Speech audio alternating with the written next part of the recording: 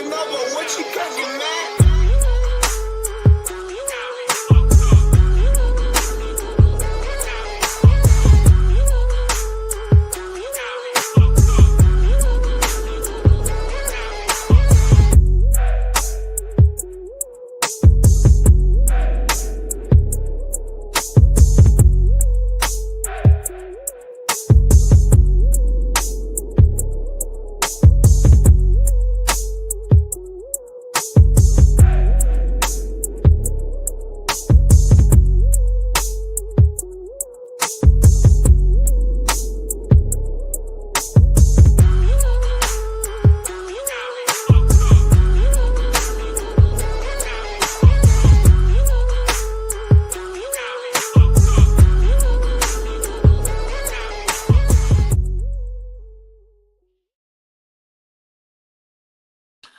What's up? Oh, I'm muted. How did that happen? Good morning and welcome back to Iron Minds this beautiful Tuesday morning out there. I am Michael Lombard and I'm joined with my wonderful co-host today, Nick Klingensmith. And for those of you who are just tuning in, jumping in live, by the way, we do Iron Minds every Tuesday morning at 6 a.m. Central Time, God's time, Chicago time, whatever you'd like to call it, where we come on here and we talk freight and fitness, basically. But what's most important, and kind of just in case you are new here, depending on what you're doing, we do this show and we're doing some form of movement, active movement, whatever that might be.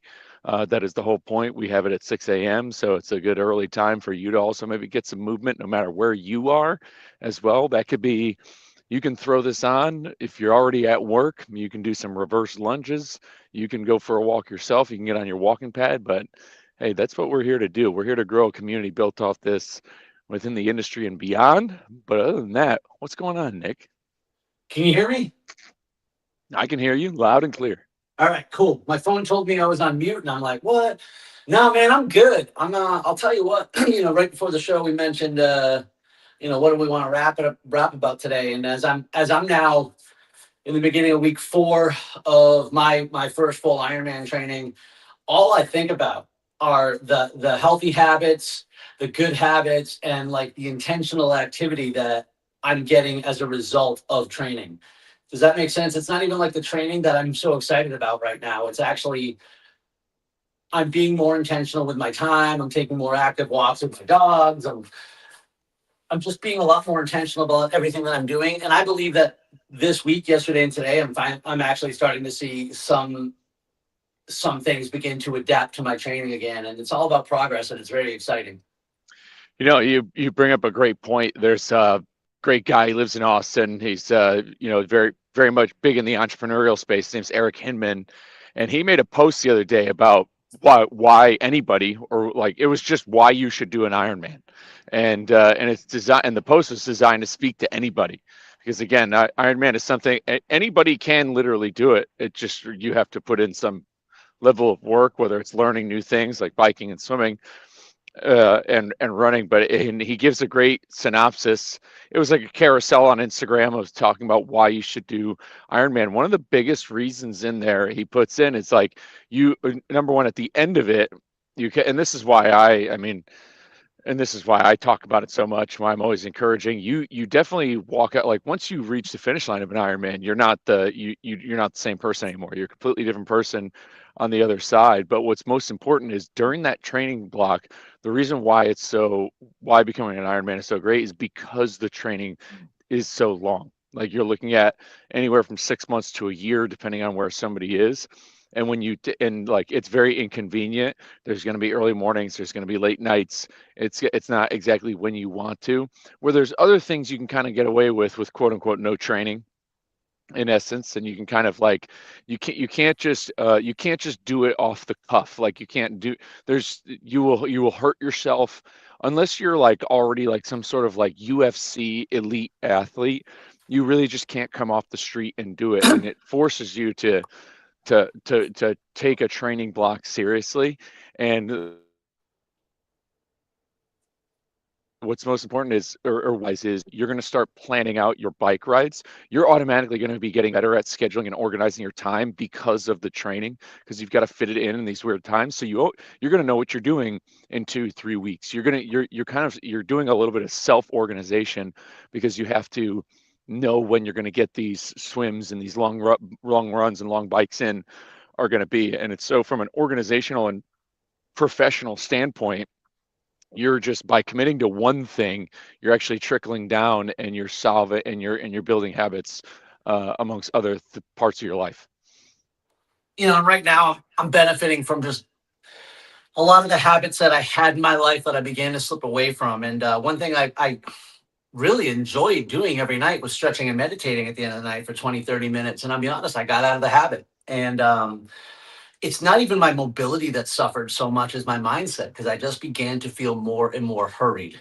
And so, even though, yeah, training for Ironman is a massive time suck, it forces that intention, because it's wildly important that I do that stretching at night. Not only to stay not injured, but to get my mind right. So I'm back to doing that again. I force myself to do it rather than being lazy or getting tired and going into bed. And I've been sleeping better. I've been getting up to do my trainings. I don't know if you've seen, I've been doing a kind of like a weekly vlog or whatever on this every week. And my A1C is down 1%, or point 0.1. It's down. I'm almost down 5 pounds already just from the last couple of weeks. These are just parts of the natural transition, transformation of doing these things. And I talk about this in some of my videos sometimes, that like people confuse fitness with, some motiversity YouTube video with people hating their life and screaming into the wind. The number one thing that fitness takes is time. It just takes the time to do it. And I'll tell you what else. The most exciting thing, I mentioned this before too, like I'm thoroughly enjoying my walks. Like I actually enjoy walking. And I think that I look at it as a supplement to my training. Not only is it great recovery, not only is it like awesome time with my dog and stuff like that, but um, it's just more time on feet, and it's a good way to spend it. Yeah, being on two legs for long hours a day is, no matter what, going to build up that tolerance. I know you mentioned reestablishing some habits that you had. I know that's one I got to get. From one thing that I lost is, like, I read a good amount of books in 2024, 2025, only a few, and it's like I need to get back into, it's kind of a double-edged sword. I'm looking to I'm looking to try to ramp up content this year. I'm going to do my podcast on Tuesday nights. So I'm going to be having one on Tuesday mornings and Tuesday nights. And then also, I've been producing regular content on Instagram that's been performing well. And and the thing is, when I'm engaged on Instagram, and there's people to talk to and people to connect with, I'm fine. I'm not giving myself enough time to read a book. And, like, I think it's 75 hard getting those 10 pages of a book. I think that might be my one new focus, is no matter what, I should read 10 pages of a book each night, just taking that one step from 75 hard, because there's a lot of, what I've realized is, there's so much motivation and discipline habits and educational information that I've learned, especially from coaching, from books. And so I need to crack in more of them so I can keep learning, developing, growing in this way, to keep myself a resource, especially for the industry when it comes to driver health stuff. Which, cool stuff to mention on that in a couple minutes too, with Project 61. I'm stoked.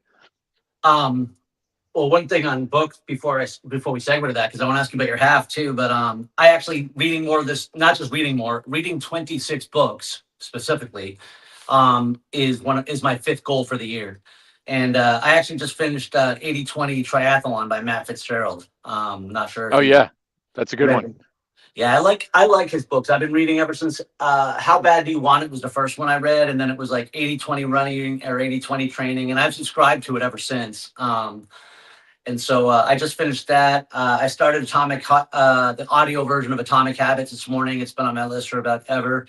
And then I'm also reading a Jack Reacher book too, because when I read 2 books a month, I like to read one that stimulates the creative side of that, and then I like to read one that Well, stimulates either learning, thinking, processing, whatever it is that a lot of other nonfiction books do. Nonfiction books do, and Jared Ross from E Check said it once, and I love how he put it. But he's like, man, he's like, I love to read. He's like, someone takes their life experience, puts it in 250 pages, and and I get to just digest it all. Well, dude, there's something. I'm glad you actually brought that up because there's something about fictional books, whatever it might be, whatever the subject is. Like I obviously, I'm a history guy. Anybody who knows me knows I love reading about history, something like Napoleon biography or something about, Ulysses Grant. But really, there is, there's some people who are under the terms of like they think there's no reason to read either novels or like kind of or anything that's a fiction book, but really like stories and storytelling has been going. I mean, this has been going on for thousands of years. You go to the Greek myths and all these these story Greek mythology in general, like storytelling of, I'm trying to think like crap like King Arthur and stuff, and pulling the stone out, like those like epic tales of, heroes Camelot. from yeah, Camelot type stuff. Like those kinds of fantasy stories are like, I mean, that's what you raise your kids and your family off of. Like those are what really, I mean, those kinds of books. Yeah, nonfiction is great. Like you read the Napoleon biography, you kind of you read Sun Tzu's The Art of War. You can take some pieces out of it and kind of apply it to your life and maybe what you're doing. But when it comes to believing in oneself and like you want to talk about getting fired up, like some of those fantasy fiction stories of bravery, and even if it's freaking something Tom Clancy or Jack Reacher, like that's not, it's kind of present in modern day. It's just like what that does for your brain is completely different because it's not true, but yet you're reading and you're kind of you're creating the story in your mind as you're reading it. And what that does, I mean, what that does for you and and just mental health in general is totally changes things. I mean, there's entire, you know, there's entire what's it called, festivals like Comic-Con based off of this stuff. Like it Yeah. gives people purpose. Like those fantasy and those fake stories have given people purpose since the days of the Odyssey. Man, I love the way that you put that too. It's funny. I mean, Greek mythology, right? It's like we've been reading fiction since we were in school, and I mean, I'm a fiction. Most people don't know this about me, but I'm a fiction writer too. Most people don't know about me because that's never been published yet. But so that's how like anything else, you want to model the masters, read, find what you like, get your insights, find your voice. But it's also just another way of entertaining, and what's 30 minutes of reading a fiction book or 30 minutes of Netflix. So I might be able to, at least my mind might drift away more when I'm reading a book. And don't get me wrong, I like the Netflix too. But yeah, so I'm into the reading thing a lot more this year. Part of the problem is, I'm a writer. So if I have time, I'm going to go write rather than read. And that's one thing that I need to be more intentional and disciplined about. And I've told you before where, I have a playlist on YouTube that I've been curating for a long time. And it's often whatever injuries I need to rehab. I have a whole bunch of swimming drill videos and stuff like that, bike workouts, bike rehab. I mean, all things Ironman are in there. All of the world's known information is available at our fingertips.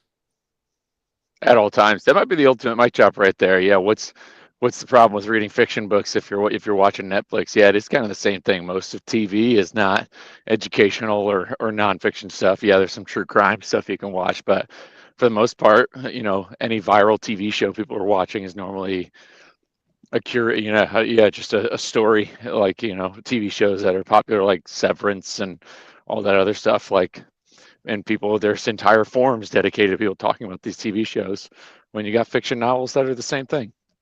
Now, that said, on the bike this morning to keep myself entertained, I was watching the movie Volcano with Tommy Lee Jones. And I don't care what anybody says, that movie's awesome and wildly realistic.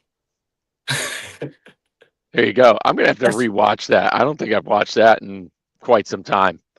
I like problem solving movies. Does that make sense? Like, I just like it's a good flick. I think it's a good flick. I mean, it's cheesy. It's a disaster movie, but what have you? Speaking of non-disasters, dude, congrats on the PR. Tell me about it. Yeah, I definitely want to dive into that half marathon because like at this point, at this stage of like just like fitness and racing. Again, like it's really geared towards actual like now like the focus is performance. And I really wanted to do that same race last year in 90 minutes or less.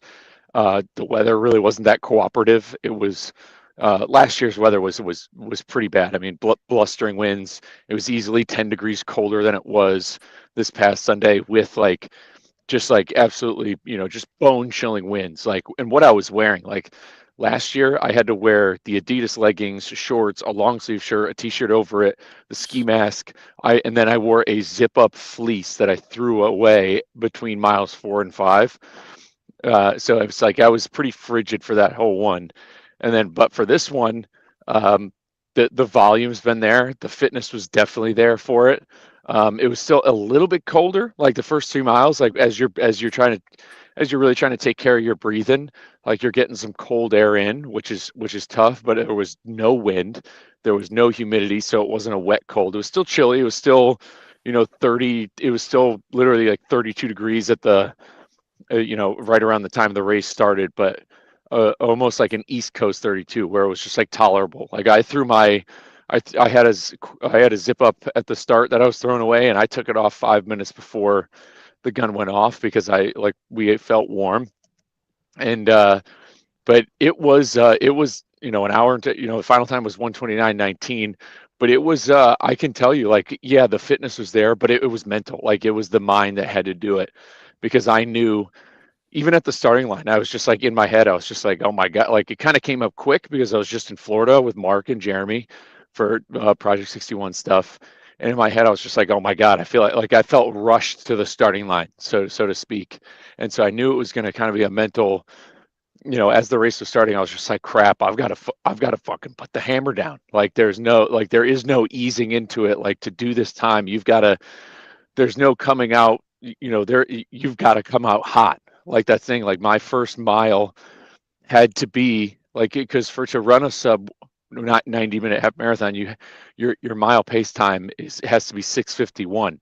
So you can't just come out the gate, unless you want to come out the gate really slow and your first mile is 7:30, but then you've got to be running that much faster later on in the race to make up for it. So you've got to come out, quote unquote, hot to do it. And I knew that the first, yeah, and then maintain it. And I knew that the first 6 miles were a done deal. Like, oh yeah, the first six there's going to be relatively easy, like challenging but doable. And then it was going to be the back 6 or 7 that was going to be a dogfight. And that's exactly how it worked. I mean, first 6 miles I was cruising, and then that's when I started to feel I knew I needed to really give myself an own kick in the butt. And it was really a mental battle of me back and forth, having to reconvince myself to keep pushing my body that quickly. And then I caught the 90-minute pacer. So when I started with probably like the 140, like, because I couldn't get up front, it was too crowded. So I didn't start with any sort of pacer. I kind of just started on my own. And then I caught the 130 pacer. And when I caught him, I was like, and I was right behind him. I wasn't talking or saying anything, but I was like right there. My brain was just like, oh, yep, we're locked in. This was around mile 7. And then I was hanging with the 90-minute pacer. Like, I was like, perfect. If I just stick with this guy, I'm going to win no matter what. And I felt pretty comfortable just sticking with him. But then that's where I caught this second wind, where I was just like, where as I was running, I felt it. And and anybody who's a runner will feel this. Like, I felt it in me. I felt like I was holding some reins back, and I was like, I've got more. And then that's when I took off, kept rolling. The last mile of that course, even though it's a net downhill, it's quote unquote a net downhill course. You're only losing, maybe you're only going down, maybe there's still 250 feet elevation gain, and then you lose, and then there's a drop of 500 or so. So it's yes, technically a downhill race, but not by much. And the last mile is like kind of a soul crusher, gets you with 2 good pulls before you really get to the finish. So it's like, it's not a gimme. It's not a roller coaster drop right to the finish. So you kind of got to earn it at the end. And but yeah, it was a mental fight more than it was a physical. Like, I kept having to go back and forth but it's a hometown race. There's a lot of friends I saw cheering on the course, and I didn't know where and when they would be. And those right there really give you a boost when you hear your name out when you least expect it from people from run clubs and in general. So I mean, I'm stoked on it. It's a new, and what's crazy is again, and for anybody out there listening, is like it just proved once again that there's no limits to this. Just thinking about how I worked up towards just a half marathon, knowing full well I'm doing Austin Marathon in a month. Like my focus wasn't this.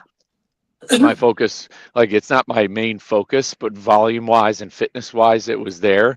But if I really dial in more with speed work and track workouts and getting some more volume, and I, as opposed to how I currently do things, I mean, there's like I can still get like that. There's still room for improvement. Like I could still get faster at this for the next, you know, 10 plus years. I can improve on this. Like that. There's no limits to it. I really can keep going. There's no ceilings to what you can do on this. And I think and I really realized that there's no ceilings, right? That summer of 2024, as soon as I signed up for Ironman Florida, like once I had the belief, there is no limit.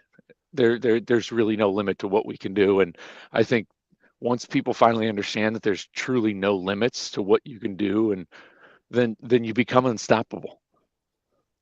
Every time there's something I think I can't do, and I defy that reality, it doesn't matter how big or small, it completely redefines the space that I live in. I'm rewriting my keynote in a new version.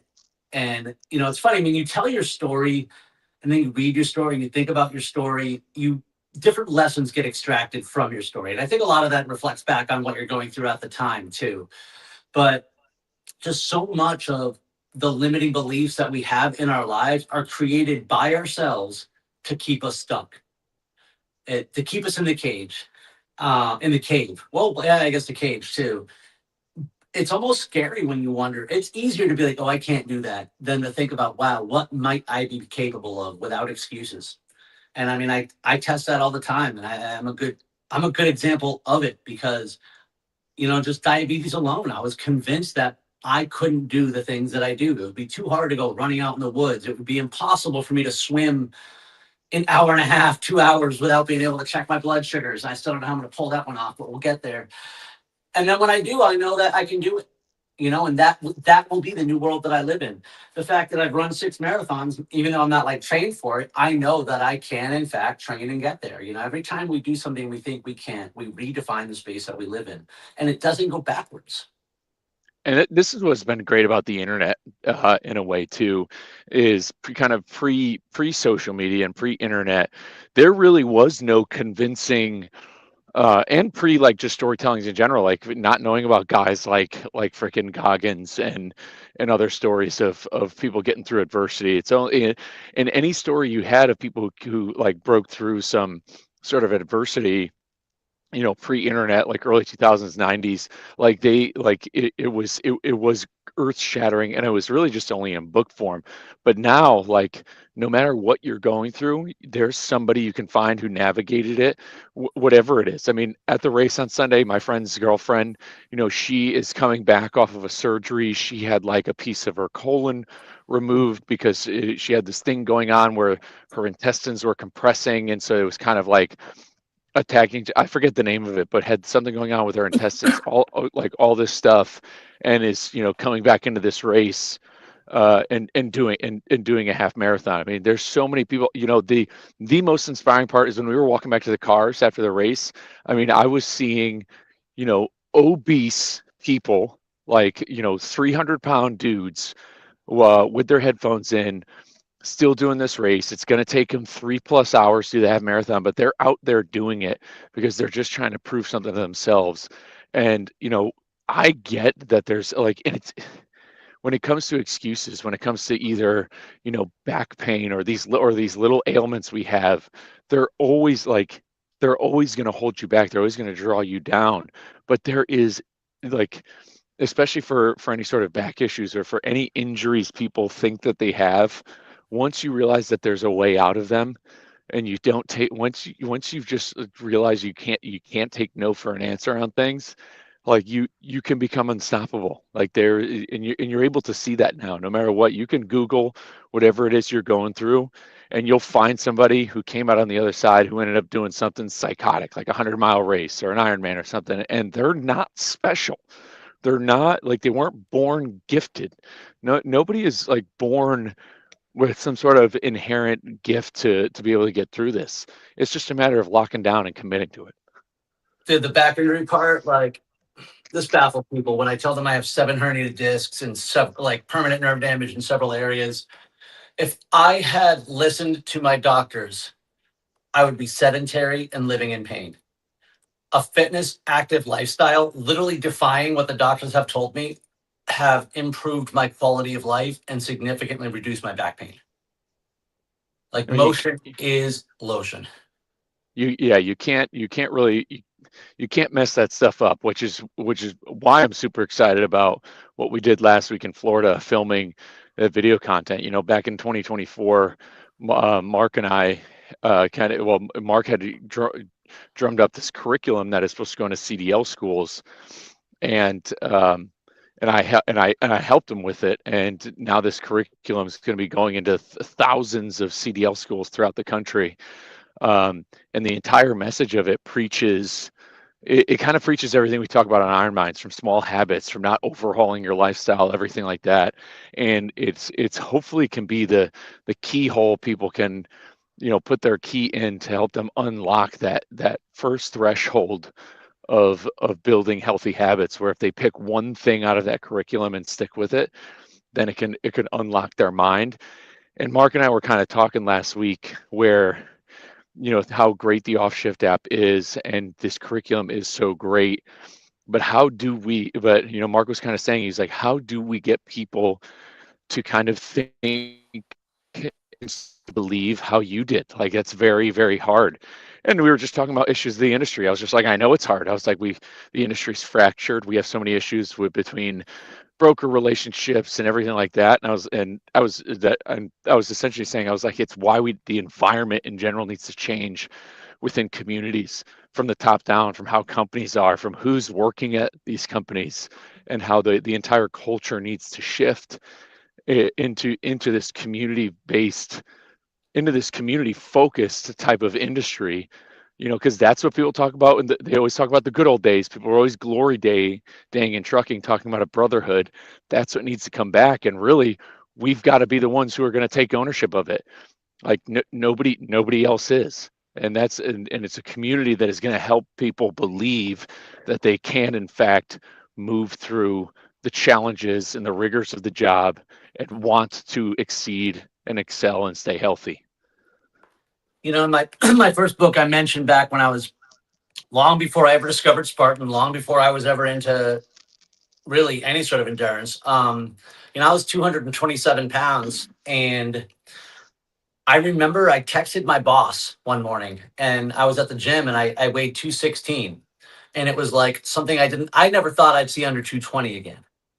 I figured I was just going to be a fat kid, and that was the life I was going to have to live. And I was stuck and blah, blah, blah, blah, blah. And I just kept making all these excuses. I'm about a buck 85 today, which I fluctuate between there and 190, give or take. 216. And just those couple pounds, not even from 227, from the 219 to the 216, was all the faith that I needed that I could keep going. That was the break. Those 3 pounds told me that I was wrong about everything I believed about myself. Just that first little bit. That's why, I off the rip, whenever I'm talking to somebody who's extremely at risk, which by at risk, I'm talking like extremely overweight. When you tell somebody, like, if somebody does and people go through this, there's people doing dry January right now, or there's people, or I tell them to give up soda. If you just stop that one thing, like if you just switch to diet soda, you will see 5 pounds evaporate off of you almost what feels like instantaneously. And if that doesn't prove that this is what it is, and when it comes to the food stuff, we've got to look at the numbers. The average American is eating 3,500 calories a day, and the average person is exercising maybe 20 minutes a day. Like, that's what we have. it's not that difficult. It's not that hard to realize. Like all we have is a movement problem. It is a movement and consumption problem. There really is only one weird trick in order to change your entire life and mindset on what you're able to achieve. And it's just from the littlest things.